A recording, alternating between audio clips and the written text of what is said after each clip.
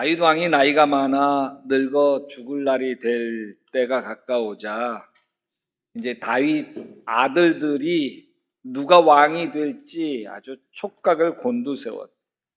다윗에게는 19명의 아들들이 있었고 큰아들 암놈 또 압살롬 죽었어도 여전히 17명의 아들들이 있었기 때문에. 근데 이때 먼저 치고 나간 왕자가 있었는데 아주 잘생긴 아도니아라고 하는 왕자예요. 그는 압살롬 다음으로 태어난 아들이었고 서열로는 자기가 왕세자인 거예요. 공공연히 다음에 자기가 왕이 될 거라고 하면서 후계자처럼 행세하고 다녔습니다. 선수를 친 거죠. 아예 군사령관 요압 장군과 대제사장 아비아달 제사장을 포섭한 뒤에 소와 살찐 송아지를 잡아 잔치를 베풀고 자기 형제 왕자들과 왕의 모든 신하들을 초청했어요. 그러니까 자신이 왕이 되는 것을 대세로 만들려는 것이죠. 근데 초청자 명단에 쏙 빠진 사람이 있는데 하나는 솔로몬이었고 또 하나는 나단 선지자였습니다. 왜 빼놓았을까요? 이들은 자기 편이 아닌 거예요. 아도니아가 왕이 된다면 제거해야 할 사람들이었던 것이죠. 그래서 다급해진 솔로몬의 엄마 밧세바가 허약해서 침대에 누워있는 다윗 왕에게 달려가요. 임금님께서는 제 아들 솔로몬이 왕이 될 거라고 말씀하지 않으셨나요? 지금 아도니아가 왕이 되고 싶어서 큰 잔치를 벌이고 임금님의 모든 아들들과 아비아달 제사장 군사령관 요압 장군을 초청하였습니다. 옆에 있던 나단 선지자도 거들어요. 다윗 임금님, 아도니아 왕자에게 내가 왕이 되거라 말씀하신 적이 있으십니까? 근데 지금 아도니아가 잔치를 벌이고 하객들은 아도니아 임금 만세 외치고 있습니다. 화가 난 다윗 왕이 침대에서 벌떡 일어나서 부들부들 떨면서 신하들에게 말합니다. 그대들은 나의 신하들을 거느리고 내가 타던 노새에 나의 아들 솔로몬을 태워서 기혼으로 내려가도록 하거라. 거기에서 솔로몬 왕자에게 기름을 부어 이스라엘의 왕으로 삼고 뿔나파를 불면서 솔로몬 왕 만세 만세 외쳐라. 솔로몬이 나의 뒤를 이어 왕이 될 거라. 결국 솔로몬이 왕이 되었어요. 하지만 자리가 위태롭죠. 왜냐하면 여전히 아도니아 왕자가 호시탐탐 기회를 엿보고 있어요. 군 최고 사령관 요압 장군과 대제사장 아비아달은 아도니아 왕자와 내통하고 있어요. 다른 왕자들도 한참 동생인 솔로몬이 왕이 된 게 못마땅했고 솔로몬은 외톨이였어요. 언제든지 왕권이 뒤집힐 수 있어요. 아도니아를 비롯한 왕자들은 호시탐탐 솔로몬의 약점을 노리고 있어요. 실수하기만을 기다립니다. 근데 솔로몬은 나이도 어리고 경험도 없어요. 어떻게 나라를 다스려야 할지 모르겠어요. 이 사람 말 들으면 이 사람 말이 옳은 것 같고 저 사람 말 들으면 저 사람 말이 옳은 것 같아요. 의지할 거는 늙은 다윗 왕, 자기 아버지밖에 없는데 그마저 얼마 지나지 않아 세상을 떠나고 아버지 다윗이 죽자 이젠 솔로몬이 막막해요. 불안해서 견딜 수 없어요. 이 절박한 순간에 솔로몬이 한 게 뭔지 아세요? 솔로몬이 그 제단에서 일천번제를 드렸다. 하나님께 일천번제를 드린 거예요. 여러분, 일천번제는 1000번을 제물로 드린다는 뜻이 아니라 1000마리의 소를 번제로 드린다. 태워서 바치는 번제물로 1000마리를 드렸다는 뜻입니다. 아마도 장관이었을 거예요. 제단은 1000마리를 한꺼번에 태워드릴 만큼 크지가 않습니다. 한 마리 태우면 꽉 찼을 거예요. 소가 작기나 해요. 가축 중에 가장 큰 소가 황소인데 그 큰 놈 하나 태워 제물로 드리는데 반나절 한나절 다 걸렸을 거예요. 그러니까 1000마리를 태워 하나님께 드리는데 몇 날 며칠 몇 달 몇 년이 걸렸을지도 몰라요. 근데 이게 솔로몬의 예배예요. 하나님께 예배한 거예요. 이 예배라고 하는 것은 내 인생의 주인이 내가 아닙니다. 고백이에요. 내 인생의 내 삶의 주인이 하나님이십니다 라는 고백이에요. 그래서 솔로몬이 드린 예배는 하나님, 이스라엘의 왕은 내가 아닙니다. 하나님이 이스라엘의 왕이십니다. 나는 다만 하나님의 종입니다. 고백입니다. 1천 번제를 다 드린 날 밤 솔로몬 꿈에 하나님이 나타나셨어요. 내가 네게 무엇을 주기를 바라느냐, 나에게 구하여라. 이런 일이 우리에게도 좀 나타났으면 좋겠어요. 하나님이 저에게 나타나셔서 송 목사야, 내가 네게 무엇을 줄고 나에게 말해봐라, 그러시면 얼마나 좋겠어요. 하나님, 우리 교인들 사정 다 잘 아시죠? 암으로 투병하고 있는 우리 교인들 고쳐 주시옵소서. 벼랑 끝에 있는 우리 교인들 붙들어 주시옵소서. 특히 아직 짝 만나지 못한 우리 청년들 다 천생연분 만나게 하여 주시옵소서. 그 중에 제 딸도 속하게 하여 주시옵소서.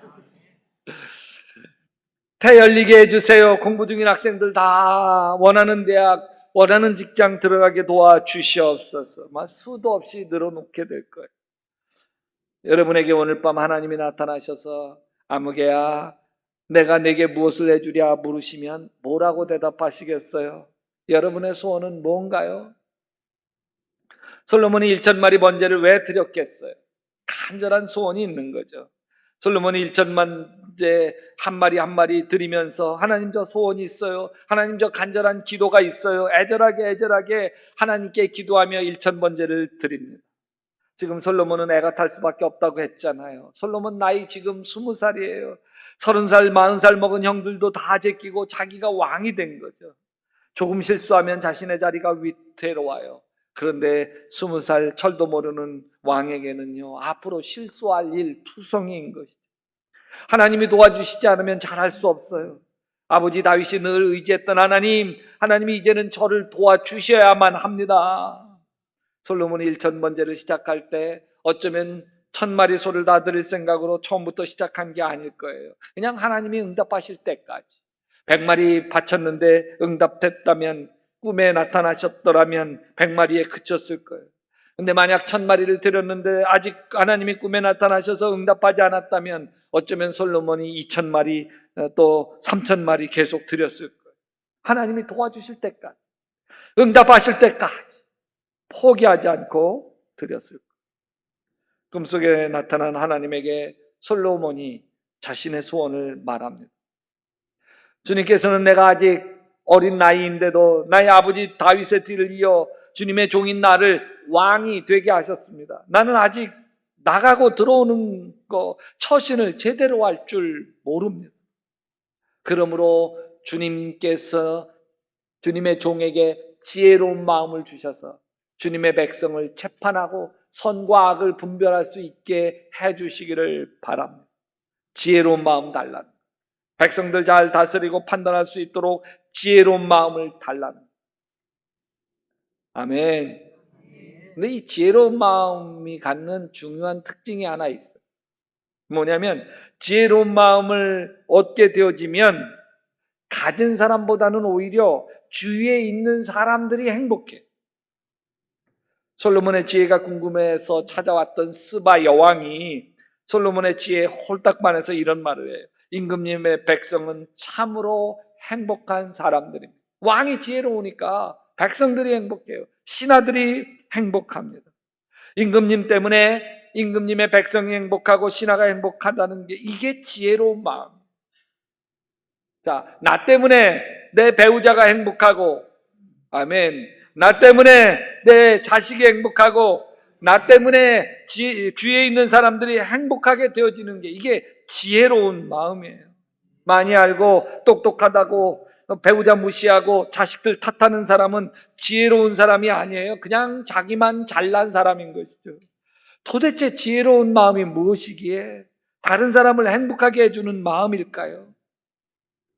여러분, 열왕기상 3장 9절 세번역 성경에서 솔로몬이 하나님께 소원을 말하는데, 주님의 종에게 지혜로운 마음을 주시옵소서, 지혜를 달라는 거예요. 근데 이 똑같은 말씀을 개역개정 성경에서는 이렇게 이야기해요.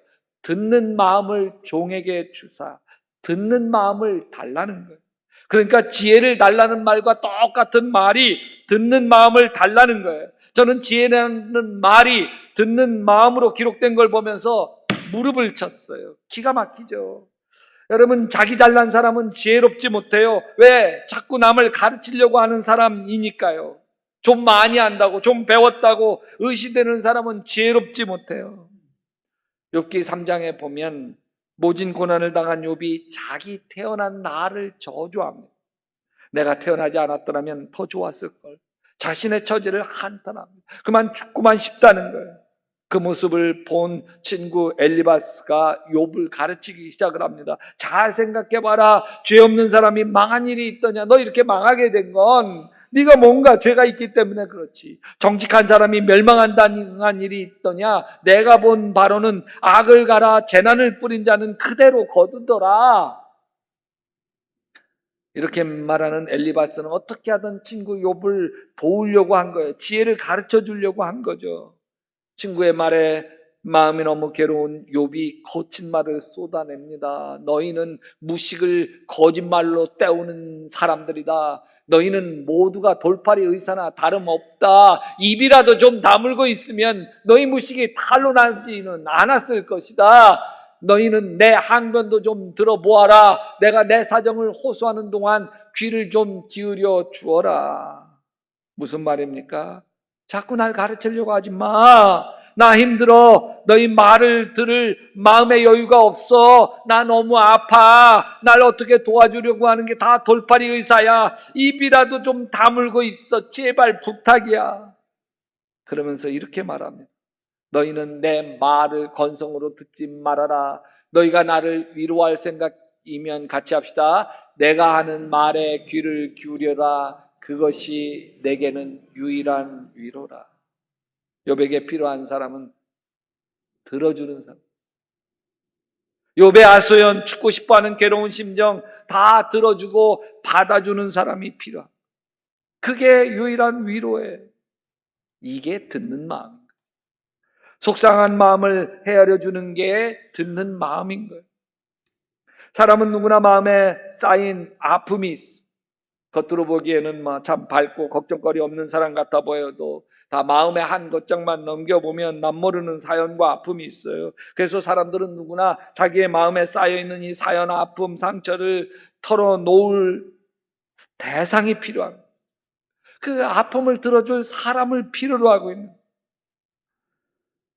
사람들은 먼저 마음의 스트레스, 상처가 쌓이면 상처를 자신 안에 가두게 됩니다. 남편에게 상처받고 자식에게 상처받을 때 누구에게 말하겠어요? 남편 흉보고 자식 흉보면 누워서 침 뱉기니. 참 억울하고 속상해서 화가 나는데 털어놓을 사람이 없어요.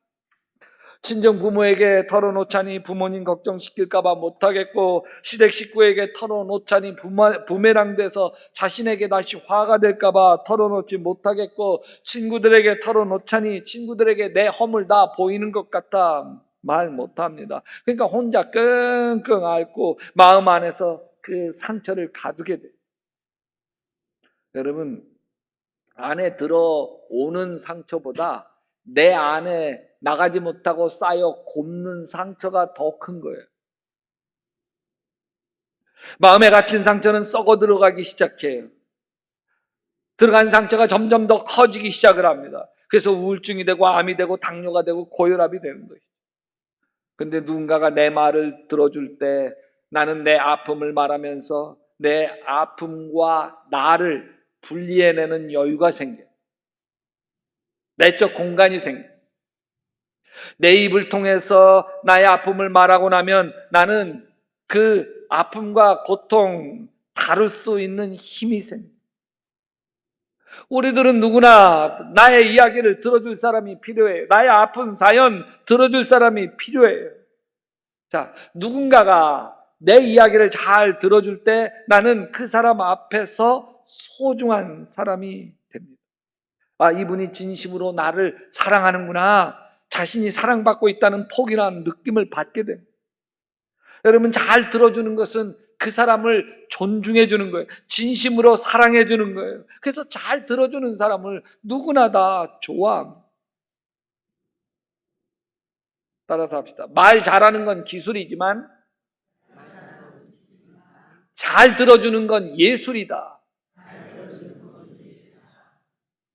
여러분, 지혜는 들음으로써 나고 후회는 말함으로써 생깁니다. 다른 사람의 이야기를 진지하게 듣는 마음은 우리들이 다른 사람에게 나타나 보일 수 있는 최고의 찬사고 최고의 격려고 최고의 배려입니다.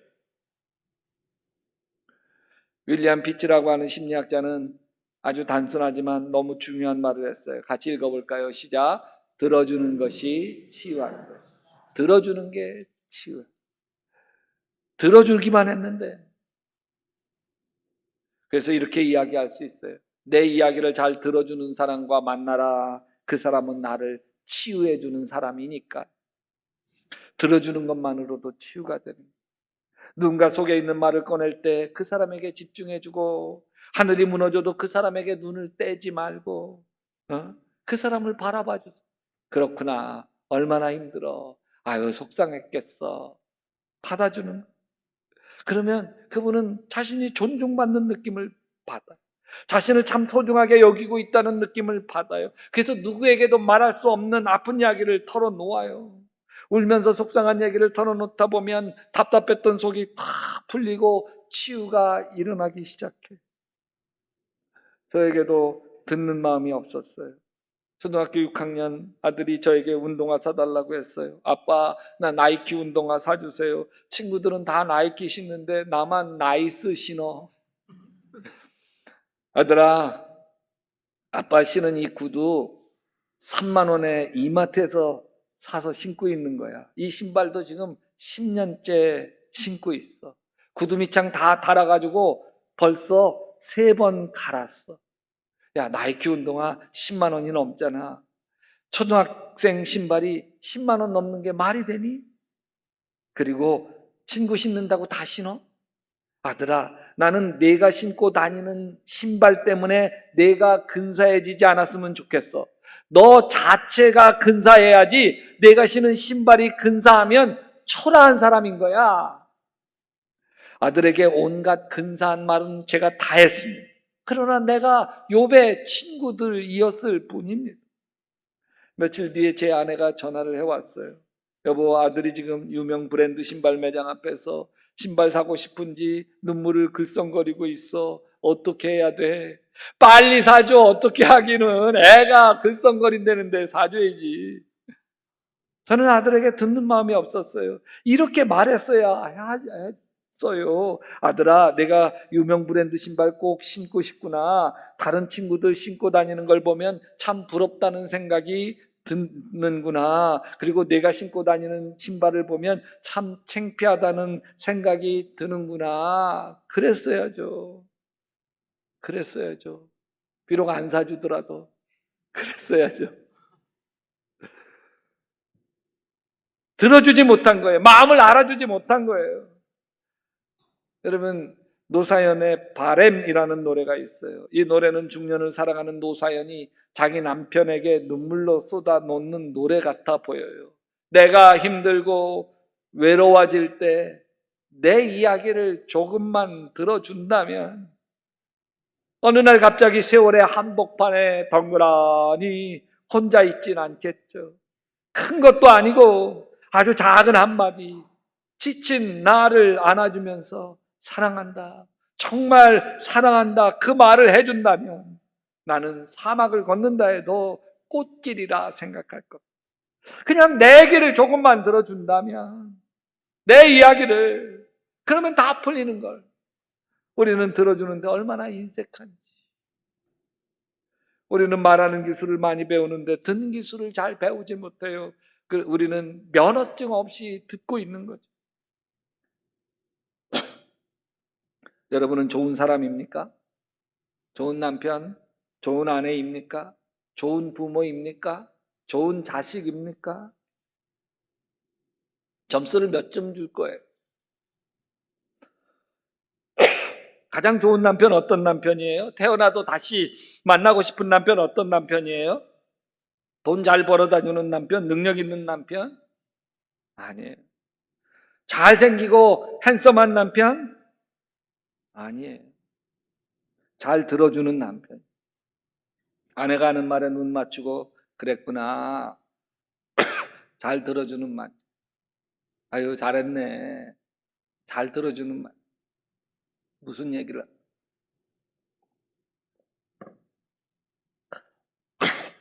저는 제 아내에게 잘했네. 아, 그랬구나. 좋은 일이야. 많이 얘기해 줍니다. 가다가, 이렇게 방 안에서 하다가 어디에 탁 걸려가지고 발가락이 찐 모양. 아우, 아파. 잘했네.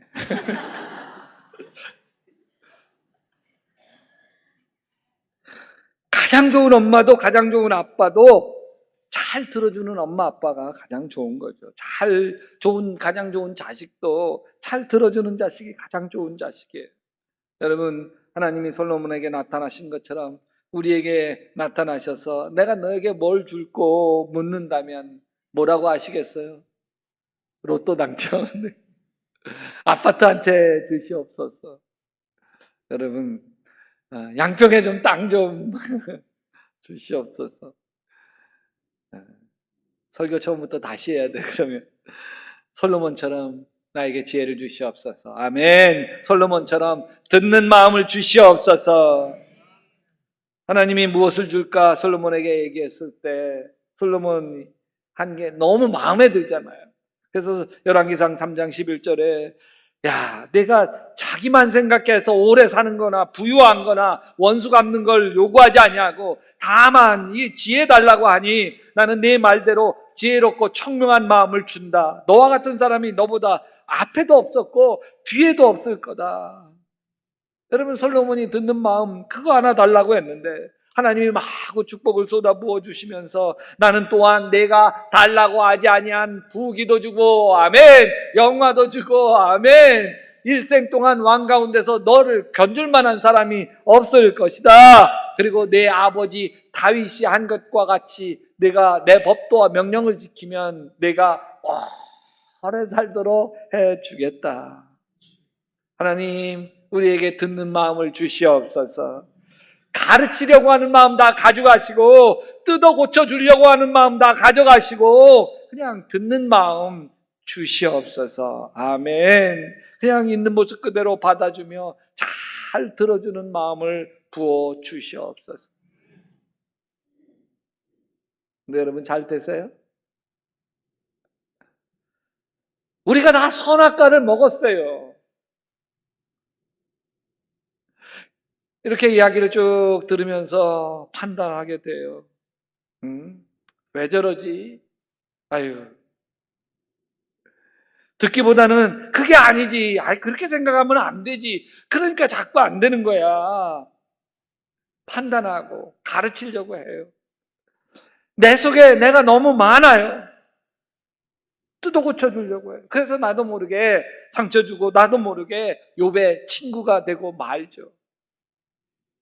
예수님, 난 예수님이 필요해요. 예수님이 도와주지 않으면 안 돼요. 듣는 마음 갖기를 원해요. 그러기를 바래요. 근데 안 돼요. 내 마음 내가 잘 안 돼요.